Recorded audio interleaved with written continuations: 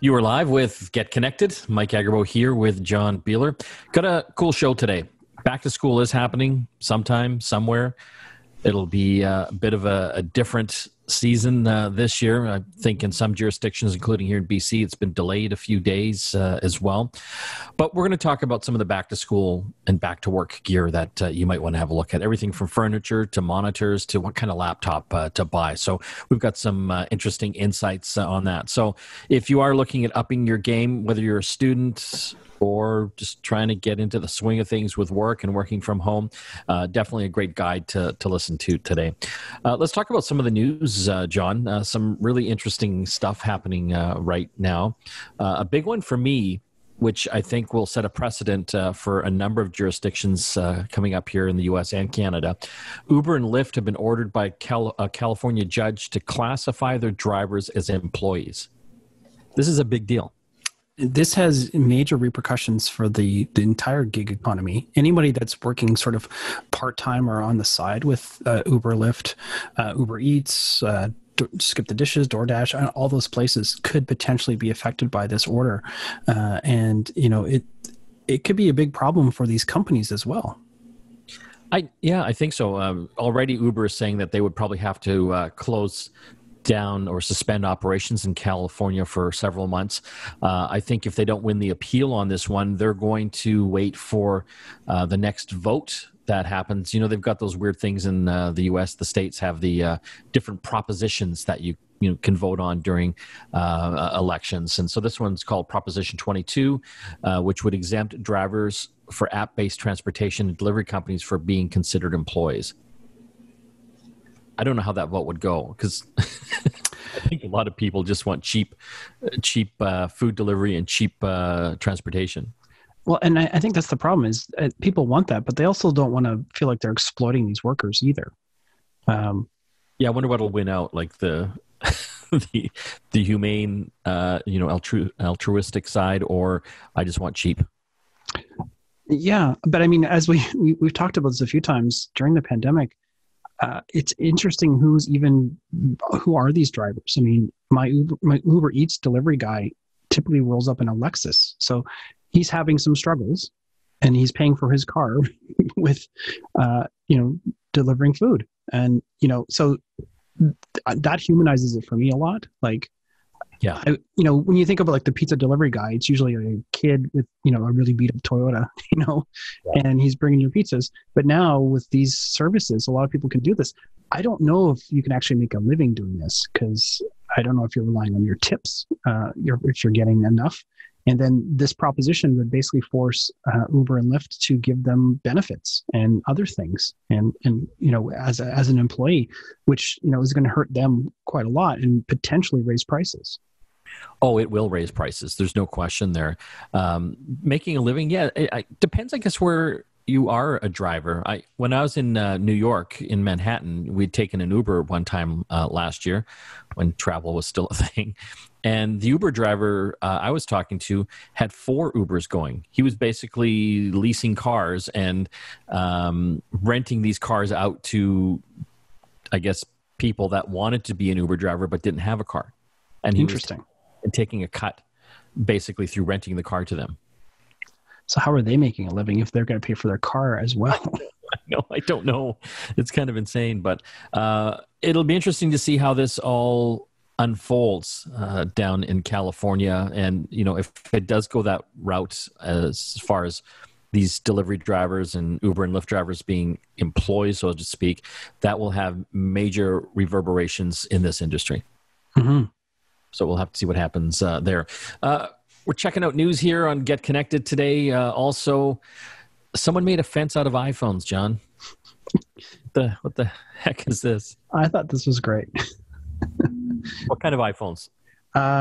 It looks like this gentleman in Vietnam he bought up a bunch of 2,000 old iPhones, mostly iPhone 6s, 7s, and 7 Plus models. Yeah, spending over $10,000 on broken phones. That's a lot of broken phones to make a fence. And it's not just like, a tiny little picket fence. It's a full-on wall of phones, all different colors. He's got some different patterns and designs. Someone actually did the math that if he was to buy these new, his fence would be worth over $1.3 million. But not anymore. No, but it's definitely eye catching. It's an interesting use of upcycling. I wonder what inspired him to do that. A few other quick news stories here. It looks like Tesla, they're getting into leasing. So before, if you wanted a Tesla, you couldn't lease it. You had to either purchase it outright or get, obviously, financing, a car loan. But now they're, I guess, bringing leasing here into Canada. Yeah, I think that might make it accessible for a few more people because it brings down the price a little bit. And also, it's something that small business owners can then write off as well. Exactly.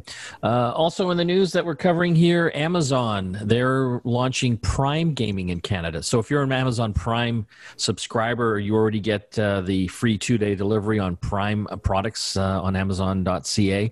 You also get access to Prime Video, which is kind of like a Netflix subscription service.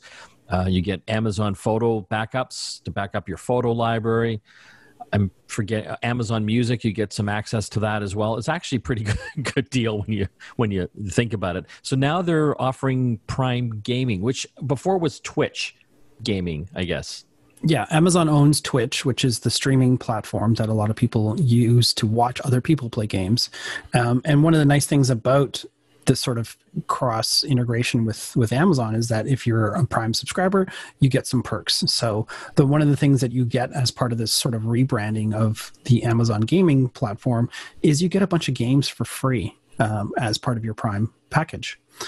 So these are typically for PC gamers. There's not a lot of content for consoles that I've seen, but you get stuff like FIFA 20 and a bunch of little sort of exclusive skins and player packs for these games that you wouldn't be able to get or you'd have to buy separately.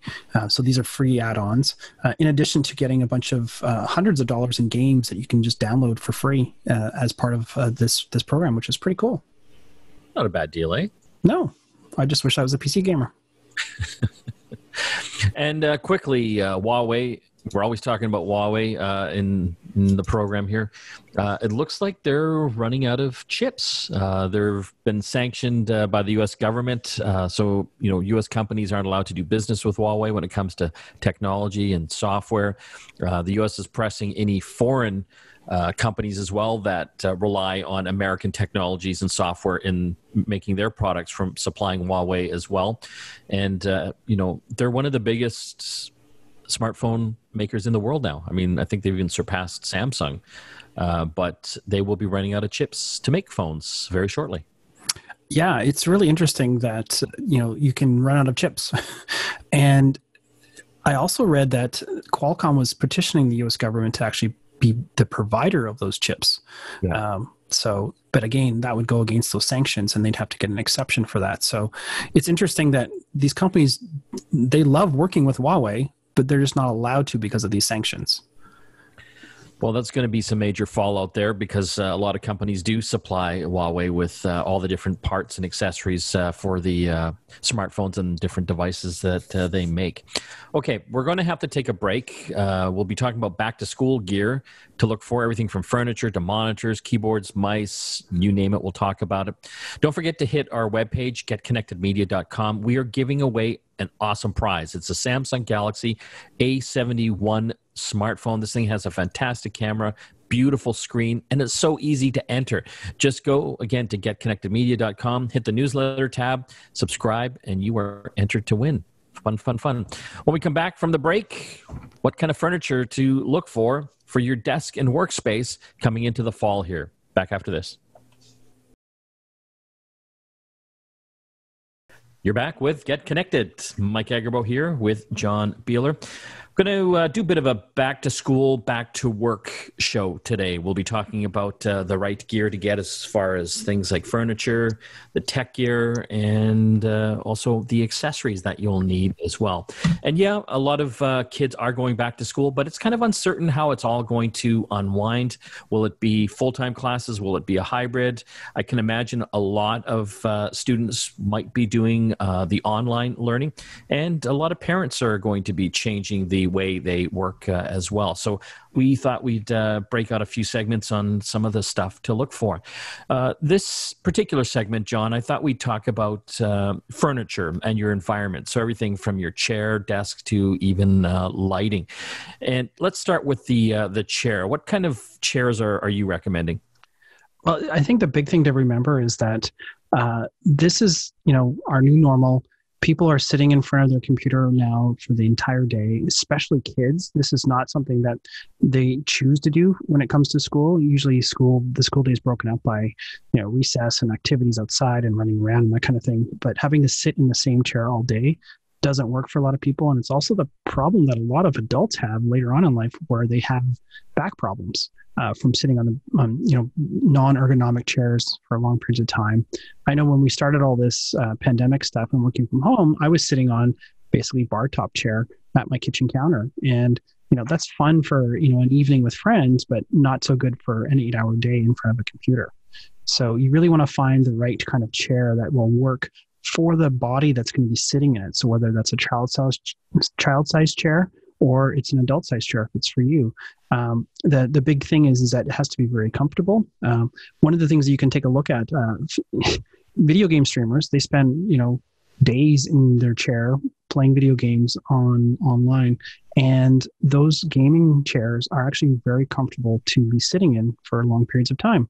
Because they're very padded, they have all the lumbar support, all those types of things. Even padded armrests are very important as well. So you have that support across your whole body, and it's fully adjustable. You use a gaming chair, actually. I mean, you don't play games all day, but you find it comfortable for sitting in. Yeah, no, it's been fantastic, especially after the bar top experience that I had, where it just was not comfortable to sit there in this, it was a padded chair and everything, but there was no arm support, there was no upper back support, no lower back support. And so it's just really important that you have the right size chair. I've seen a lot of people, especially posting on Facebook and stuff like that, like, oh, their kid's going to use their little computer workstation now, but it's an adult-sized workstation, so the kid can go online. Like, that's not comfortable for them. They're going to have to really adjust all the settings and the angles and everything like that to be more comfortable. So those are things you need to consider.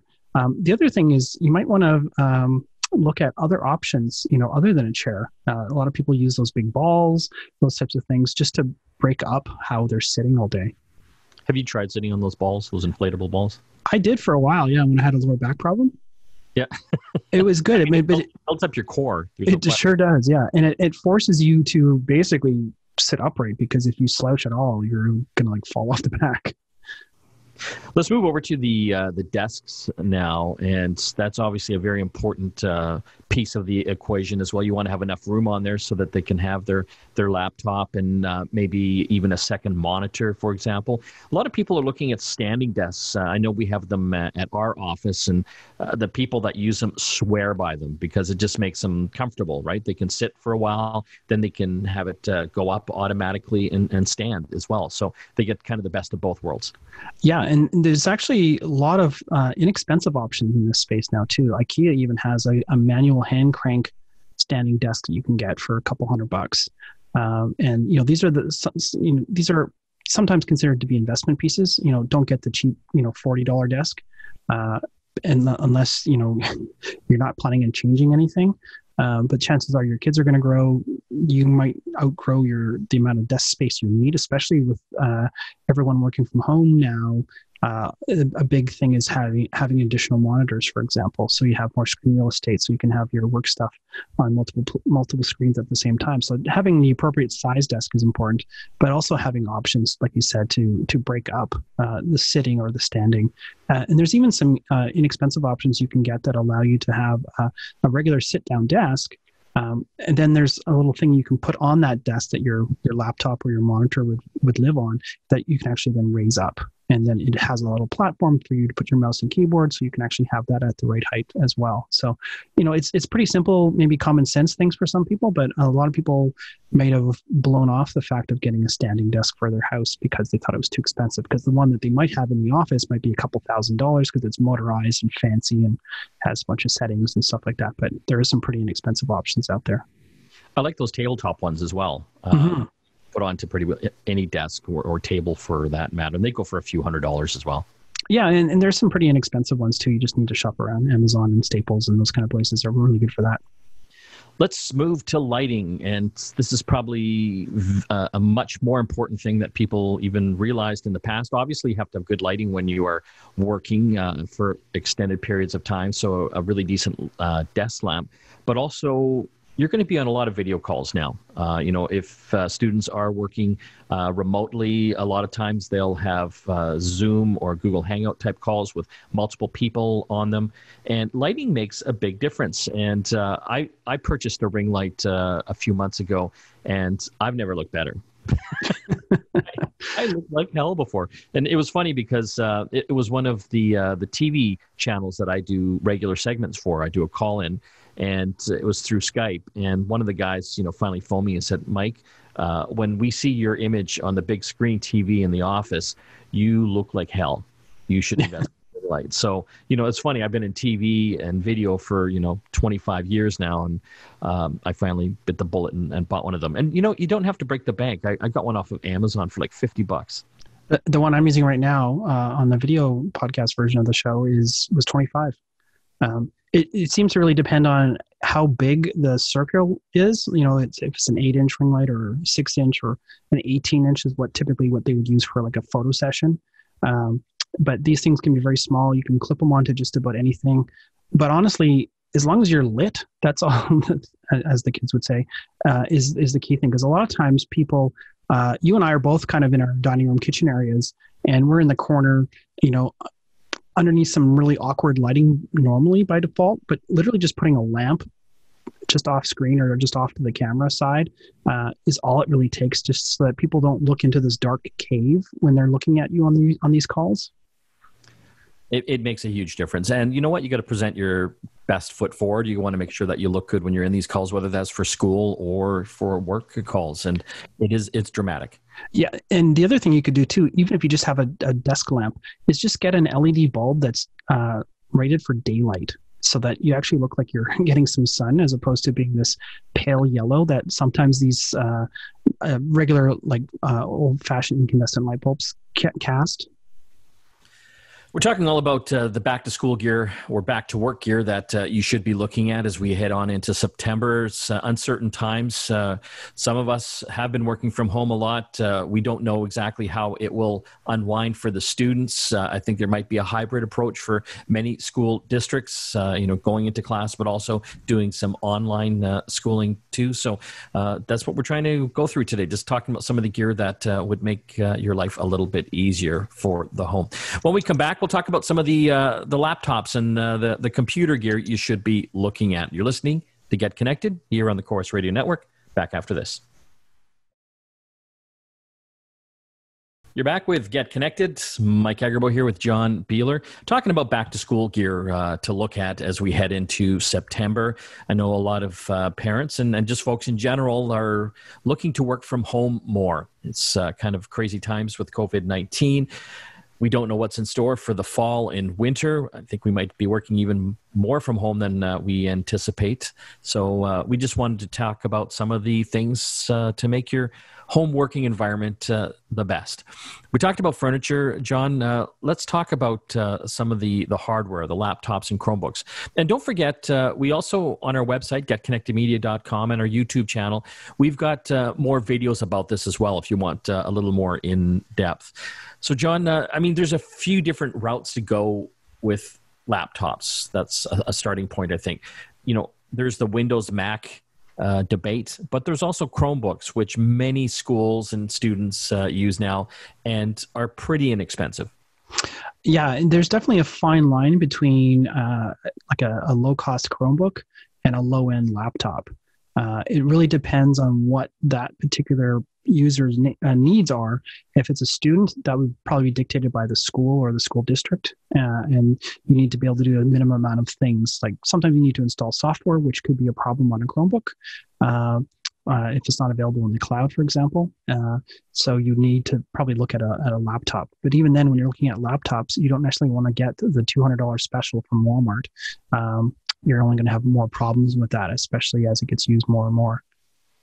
It's true, especially with Windows laptops. I remember when we first started our company back a few years ago, we didn't have a lot of money, so we really cheaped out and bought the cheapest Windows laptops we could get. I think we got some on for like $350, but they were dead within a year. Like, you really do get what you pay for. Yeah. Well, and especially when you're trying to do, again, it boils down to what kind of tasks are they trying to do.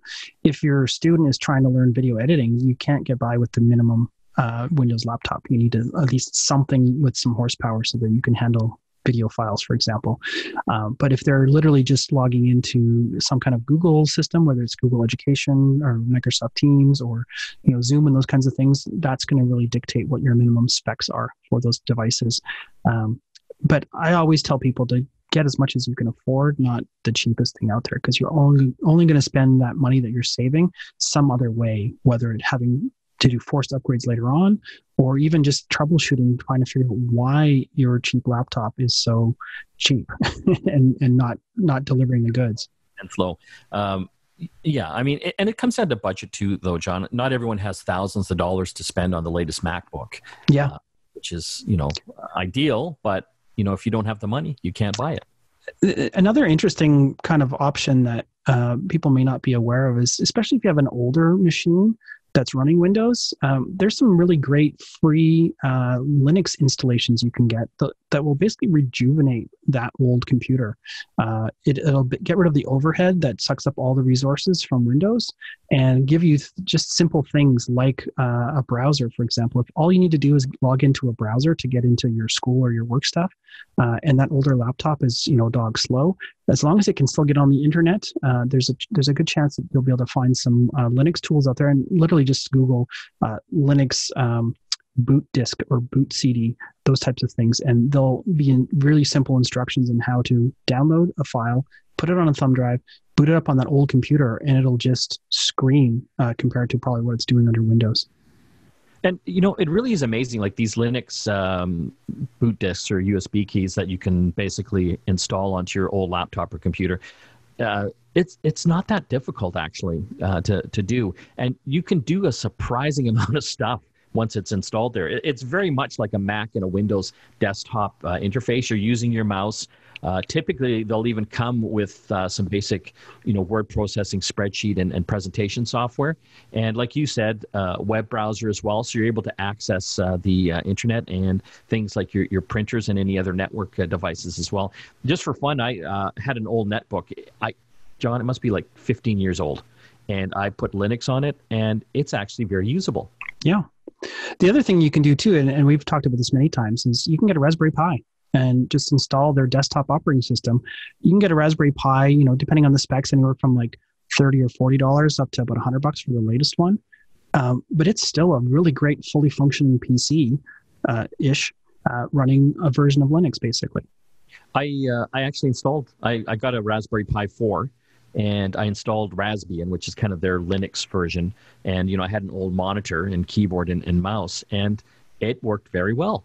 I mean, yeah. I'm not going to do any video editing or anything like that on there, but for word processing and browsing, it was fantastic.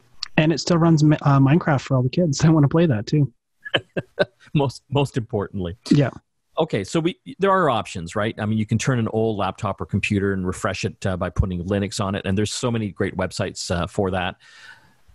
Chromebooks are great tools as well. They're basically laptops that are running Google's Chrome operating system, which essentially is kind of browser-based, but many school districts and many students use that across the country.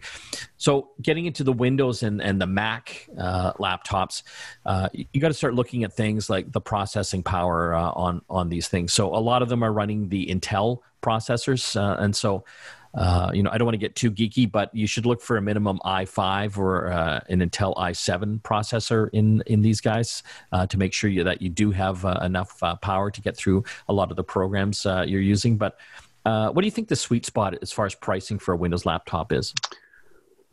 It's tough though, because especially with, different sales and things like that, some things can be marked down a lot. And you're not sure why it's marked down. Is it being discontinued, or is it just an older machine that's just kind of lost favor with people? But you shouldn't have to spend more than $300 or $400 for a solid basic computer that will last. Yeah. I would definitely caution people to stay away from like the $200 to $300 range machines. There's not enough there. The memory modules alone cost close to that to do it properly, any kind of justice. So you also need to look at things like an SSD drive versus like an actual hard drive. SSD drives are more expensive, but they actually can make a machine perform faster, which is also something you consider if you have an older computer that maybe is a little bit slow. If you put an SSD drive in it, that might actually make it speedy enough that you can actually start being productive again with that older machine. So things like the hard drive, a lot of these new laptops and computers, like you said, use SSD. That stands for solid state drive. So it's kind of like digital camera memory. Yeah.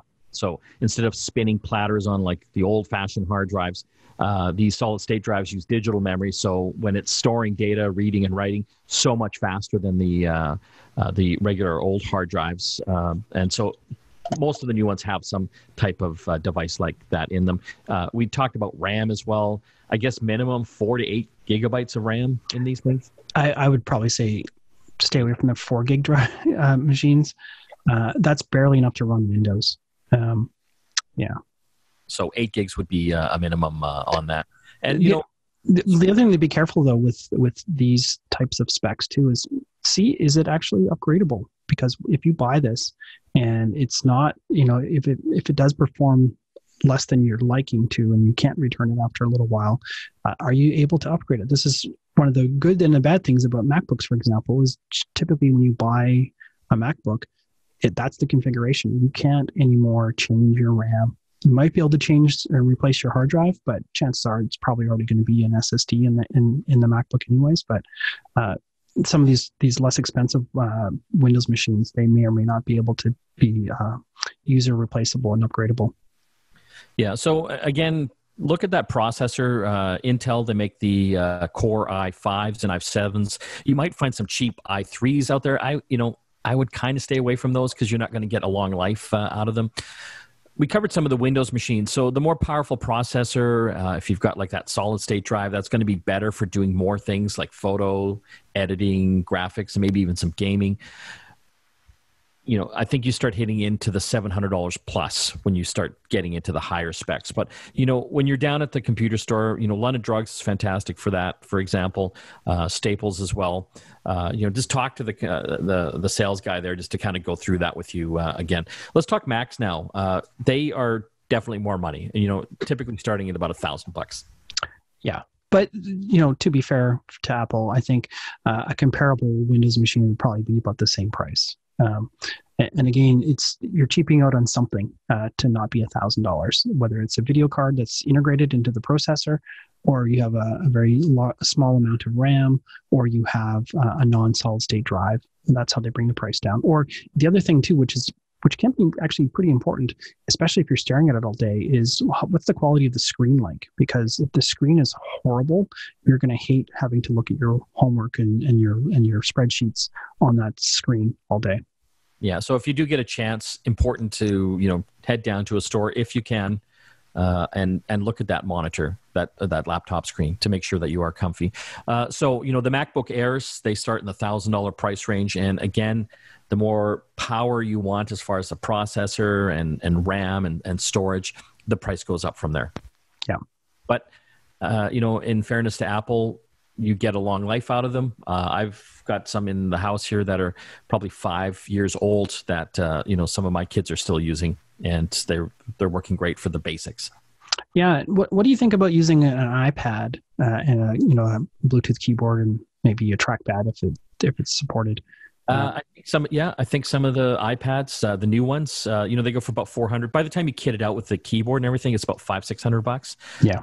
But I would say they're just as powerful, if not more powerful, than a lot of Windows laptops that are out there right now. Well, that's where I was going with this is that, the $500, $600 iPad setup is probably infinitely better than a Windows equivalent. The big challenge would be is if there's any specific apps that you need to install that aren't available on the iPad platform.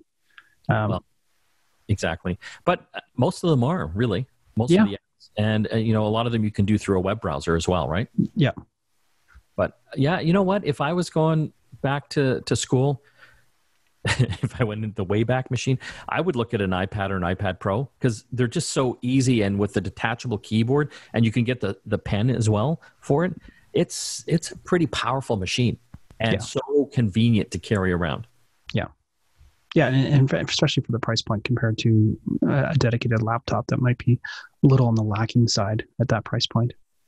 We're going to have to take a break. We're talking back to school and back to work gear to look at. When we come back, we'll look at some of the accessories, things like monitors, headsets, webcams, and keyboards. Back after this. Mike and John back for Get Connected, talking about back to school, back to work, and some of the gear to get. I wanted to talk about some of the accessories to round out everything. I think the big one for me, John, is your workspace. Most of us are using laptops. Getting a second monitor with a keyboard and mouse, just to make it easier to actually get some work done. It's kind of hard squinting at those smaller, 11 to 13-inch screens all day. Absolutely. And one of the things you need to make sure that your device actually supports is extending to a second display. And typically that would be an HDMI port, but you may need, depending on your device, some type of a dongle that has those ports on it. The nice thing is a lot of these dongles now, they have like card readers, they have pass-through USB ports, and even charge ports. So you can actually kind of leave the dongle plugged into everything and then just unplug that when you want to go and take your laptop with you if you need to leave that workstation area.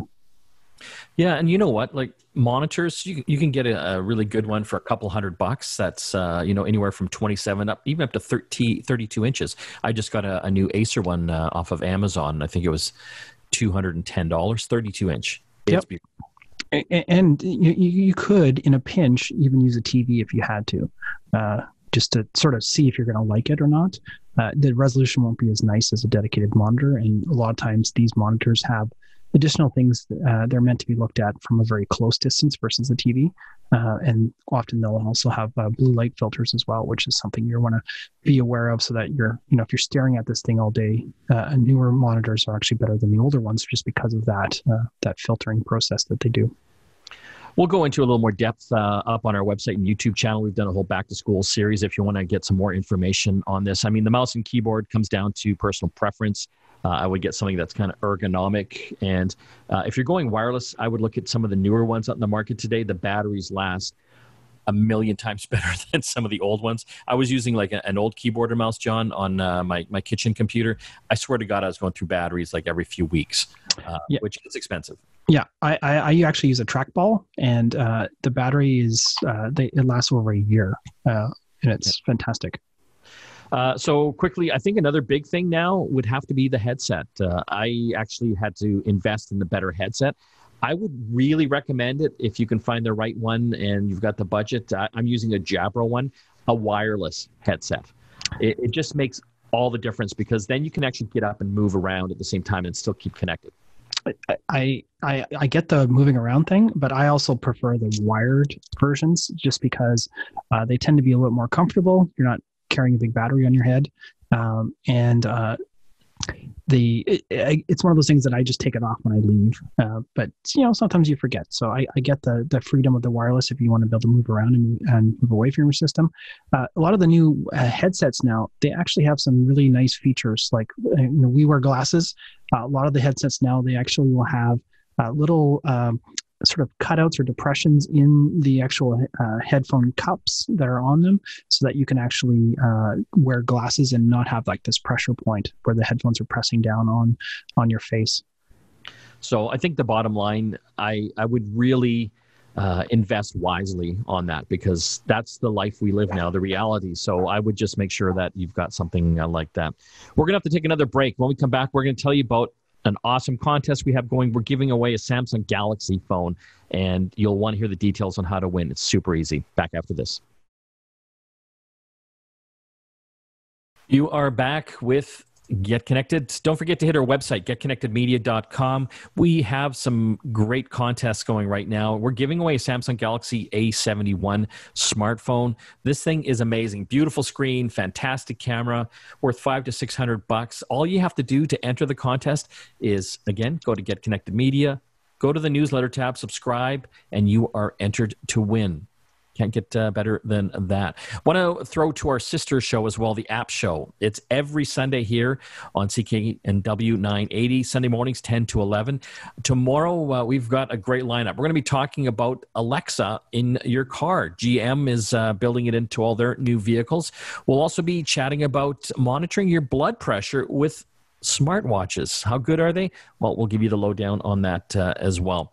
And don't forget to check out our YouTube channel. It's Get Connected Media. Just do a search for that. We've got so many great videos up there, how-to videos, product reviews, and the more you watch them, the more we can make. I want to thank John and Christina who helped put the show together, and the rest of the team back at the ranch. We'll see you again next time.